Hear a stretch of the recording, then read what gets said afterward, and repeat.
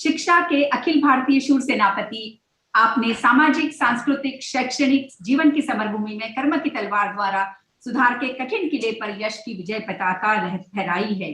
आपका व्यक्तित्व हमारे लिए प्रेरणादायी है। ऐसा व्यक्तित्व जिनके मार्गदर्शन में देश के संस्थानों ने साल दर साल नए आयाम स्थापित किए हैं। प्रत्येक वर्ष हर विश्वविद्यालय का मार्गदर्शन किया है एवं संस्थानों ने देश में ही नहीं किंतु विदेशों में भी भारत का सर ऊंचा किया है। जिनके नेतृत्व में शिक्षा नीति कार्यान्वित होनी जा रही है, वे हमारे बीच विशिष्ट अतिथि के रूप में उपस्थित डॉक्टर डीपी सिंह सर, अध्यक्ष विश्वविद्यालय अनुराग आयोग से मैं अनुरोध करती हूँ कि वे अपने विचार व्यक्त करें। Professor DP Singh please. नमस्कार, प्रणाम। हमारे बहुत ही यशस्वी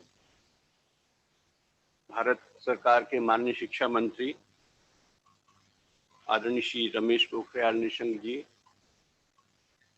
गलगोटिया यूनिवर्सिटी के honourable chancellor Shri Sunil Galgotia ji, CEO Shri Dhruv Galgotia ji, AICT के honourable chairman professor Anil Sahasrabudhe ji, NBA के honourable chairman doctor K Agrawal ji, Galgotia university की बहुत ही dynamic vice chancellor doctor Preeti Bajaj ji, IIT Delhi के director professor Ram Gopal Rao ji, NBA के member secretary doctor Anil Kumar Nassa ji, farmer director IIM Lucknow doctor Devi Singh ji, doctor Ashwini Fernandes, regional director US doctor Vinay Pathak, और यहाँ उपस्थित सभी देवियों सज्जनों, विद्वजन, vice chancellors and directors of different universities and institutions, faculty and staff of Galgotia University, and most importantly the students of the university. सबसे पहले तो मैं गलगोटिया यूनिवर्सिटी को बधाई देता हूँ, साधुवाद देता हूँ। साधुवाद और बधाई इसलिए नहीं कि उन्होंने ये वेबिनार आयोजित किया है। वेबिनार तो देश में बहुत हो रहे हैं। माननीय प्रधानमंत्री जी ने शुरुआत की, माननीय राष्ट्रपति जी ने उसमें सहभागिता की, हमारे माननीय मंत्री जी, शायद ही कोई ऐसा दिन जाता होगा जिस दिन वो किसी बड़े से कार्यक्रम में शामिल न होते हो, क्योंकि वे जो राष्ट्रीय शिक्षा नीति है उसको जन जन तक पहुंचाना चाहते हैं, हर घर तक पहुंचाना चाहते हैं, और वो बार बार कहते हैं कि हमारी पहुंच हर परिवार तक है, क्योंकि शिक्षा से हर कोई जुड़ा है, न केवल विद्यार्थी के रूप में बल्कि अलग अलग रूपों में। और शिक्षा हर एक को छूती है। शिक्षा के माध्यम से सोशल ट्रांसफॉर्मेशन होता है, शिक्षा के माध्यम से औद्योगिक विकास होता है, सामाजिक विकास होता है, राष्ट्र का विकास होता है, वैश्विक विकास में देश सहभागिता करता है। इतने बड़े लक्ष्यों के साथ में माननीय शिक्षा मंत्री जी की क्रियाशीलता आप देख सकते हैं। लेकिन मैं गलगोटिया यूनिवर्सिटी को इसलिए साधुवाद देना चाहता हूँ, जो 12 कदम और 12 लक्ष्य आज प्रस्तुत किए हैं हमारे मुख्य कार्यकारी जो अधिकारी हैं ध्रुव जी ने, और जिसकी चर्चा के उनके चांसलर साहब ने भी की है। ये बात वास्तव में बहुत अच्छी बात है, और मैं तो माननीय शिक्षा मंत्री जी की उपस्थिति में, क्योंकि वे यही चाहते हैं कि जल्दी से जल्दी हमारी जो शिक्षा नीति है उसका क्रियान्वयन हो, धरातल पर हमें दिखे। माननीय प्रधानमंत्री जी इसके लिए हमेशा हम सभी को प्रेरित करते हैं।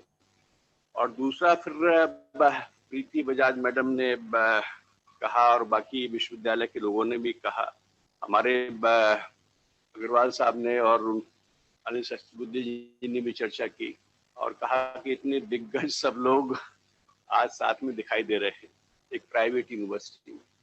मुझे लगता है कि ये धारणा बदल रही है।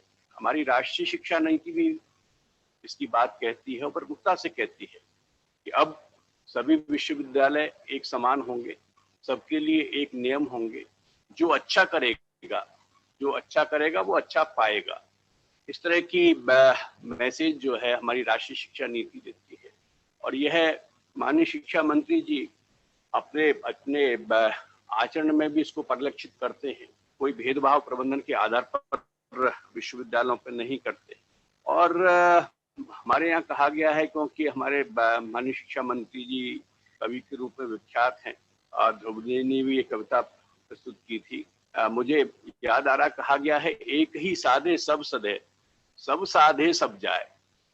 तो गलगोटिया यूनिवर्सिटी ने हमारे माननीय मंत्री जी के ने जो कुछ उनसे चर्चा की उसको कार्य रूप में परिणित करके दिखा दिया।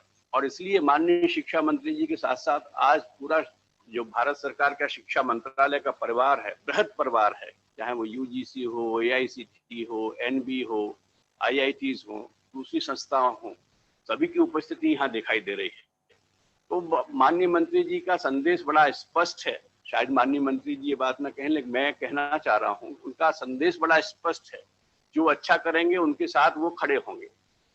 और इसलिए इसके माध्यम से दूसरी संस्थाओं के लिए भी संदेश है कि आप आगे आइए, राष्ट्रीय शिक्षा नीति को क्रियान्वित करके हमें दिखाइए, हम आपके साथ हैं। तो ये संदेश मुझे लगता है कि बहुत स्पष्ट है। आपने विषय भी बहुत अच्छा रखा है, प्रोफेसर अग्रवाल साहब ने उसकी चर्चा की, एक gateway to academic excellence NEP 2020। वास्तव में ये गेटवे है, ये प्रवेश द्वार है, क्योंकि इसमें इतना सब कुछ दिया गया है उत्कृष्टता के लिए, गुणवत्ता के लिए, promoting, sustaining, maintaining quality of higher education. और न केवल यहाँ के लिए, माननीय शिक्षा मंत्री जी की भाषा में कहें तो एक ऊंची छलांग लगाने के लिए, आगे बढ़ने के लिए सब कुछ विद्यमान है। इतनी इसमें ऑटोनॉमी है, इसमें इतने प्रावधान हैं, और वोकल फॉर लोकल से लेकर के एक इंटरनेशनलाइजेशन तक जो है, अंतर्राष्ट्रीय फलक तक ऊंची उड़ान भरने की इसमें पूरी की पूरी तैयारी और पूरी की पूरी रास्ता इसमें हमें दिखाई देता है। लेकिन डॉक्टर APJ अब्दुल कलाम साहब, जिनकी चर्चा हमारे माननीय शिक्षा मंत्री जी भी बार बार करते हैं, मैं एक्सीलेंस के कॉन्टेक्स्ट में उनका एक कोटेशन है जिसको मैं कहना चाहूंगा, और जिन्होंने कहा था कि एक्सीलेंस ऐसे ही नहीं आता, बल्कि इसके लिए सपने देखने पड़ते हैं, इसके लिए प्रयास करने पड़ते हैं और कैलकुलेटेड रिस्क भी लेने पड़ते हैं। उन्हीं के शब्दों में कहें तो उन्होंने कहा था कि excellence in thinking and action is the foundation for any mission. Excellence is not by accident.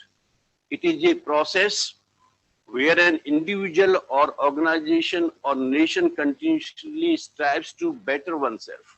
The performance standards are set by themselves. They work on their dreams with focus and are prepared to take calculated risks and do not be deterred by failures as they move towards their dreams. तो सपने साकार करने के लिए उन्होंने इसको जोड़ा है उसके साथ में, और इसके लिए ऐसा भी है कि वो विफलताओं से डरो मत, आगे बढ़ो और अपने सपनों को साकार करने की कोशिश करो। एक्सीलेंस के कॉन्टेक्स्ट में मैं एक और कोट स्वामी विवेकानंद का आपके सामने रखना चाहूंगा, और जिन्होंने उनको विचार को बहुत जोड़ दिया है और कहा है कि जो भी आप विचार एक पकड़ो, उस पर आगे बढ़ो, उसको अपना जीवन बना लो। उन्होंने कहा एक विचार लो, उस विचार को अपना जीवन बना लो, उसके बारे में सोचो, उसके सपने देखो, उस विचार को जियो, अपने मस्तिष्क, मांसपेशियों, नसों, शरीर के हर हिस्से को उस विचार में डूब जाने दो और बाकी सभी विचार को किनारे रख दो। यही सफल होने का तरीका है। मुझे लगता है कि कंसंट्रेशन, एकाग्रता और किसी लक्ष्य के प्रति पूरी ध्येय निष्ठा, कर्तव्य परायणता हमें सफलता की ओर ले जाती है, और यही करने की कोशिश हमारी संस्थाओं को करनी चाहिए। यही भारत सरकार कर रही है, यह माननीय मंत्री जी के नेतृत्व में शिक्षा मंत्रालय कर रहा है। मैं जो हमारे साथी जुड़े हैं उनको बताना चाहता हूं कि 29 जुलाई 2020 को जैसे ही राष्ट्रीय शिक्षा नीति घोषित हुई है, उसके तत्काल पश्चात क्रियान्वयन की दिशा में सार्थक प्रयास हुए हैं, जो पूरा देश देख रहा है। और ये स्पष्ट है कि यहाँ जो कुछ कहा जाता है वह किया जाता है, वो देखा जा सकता है और उसका इम्पैक्ट विजिबल हो सकता है। तत्काल मानव संसाधन विकास मंत्रालय का नाम परिवर्तित होकर के शिक्षा मंत्रालय होना और बहुत से समूहों का गठन माननीय शिक्षा मंत्री जी के मार्गदर्शन में शिक्षा मंत्रालय के द्वारा किया जाना, अलग अलग थीम्स पर ये शिक्षा से संबंधित समूह कार्य कर रहे हैं। माननीय शिक्षा मंत्री जी स्वयं समीक्षा उसकी लेते हैं। आदरणीय डॉक्टर अनिल सहस्त्रबुद्धे जी उसमें शामिल हैं, वो मार्गदर्शन देते रहते हैं। तो जल्दी ही हम देखेंगे कि जो इसकी क्रियान्वयन योजना है, इम्प्लीमेंटेशन प्लान है, वो देश के सामने होगा। लेकिन माननीय शिक्षा मंत्री जी की यह भी इच्छा है कि जिस तरह से हमारी पॉलिसी पर लोगों के विचार आए, एक बड़ा विचार विमर्श हुआ, कंसल्टेशन प्रोसेस हुई और लोगों के सुझावों के आधार पर, बहुत बड़े सुझावों के आधार पर वह राष्ट्रीय शिक्षा नीति हमारे सामने आई। वैसे ही पूरा कंसल्टेशन, इम्प्लीमेंटेशन प्लान के बारे में भी होना चाहिए और उस दिशा में हम लोग कार्य कर रहे हैं।